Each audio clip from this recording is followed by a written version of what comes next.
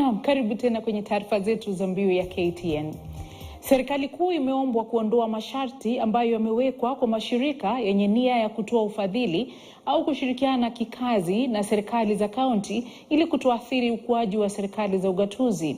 Gavana wa kaunti ya Makueni Mutula Kilonzo Jr.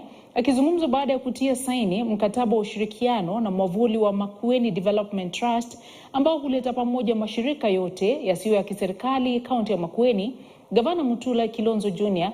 amesema mashirika hayo ambayo yamechangia pakubwa kuimarisha maisha ya Wakenya haswa katika maeneo kame yanafaa kupewa uhuru wa kusimamia fedha za ufadhili na uhuru wa utendakazi na serikali za kaunti.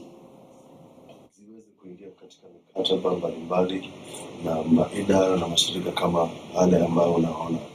Na ni kwa nini? Kwa sababu katika mipango yetu ya maendeleo tumepata pigo kubwa kwa sababu ya uchumi kudorora. Na kwa hivyo wale ambao wanaweza kutusaidia wanafaa kupatiwa nafasi waweze kuja katika zile serikali za ugatuzi ambazo hao wenyewe wamezichagua waingie katika mipango ya maendeleo. Sisi tuwajibike kwa sababu tunaweza kutia sahihi mikataba kama hii na kuhakikisha kwamba pesa hizo zinatumika vizuri. We are going to work with the CSOs from each of the 30 wards.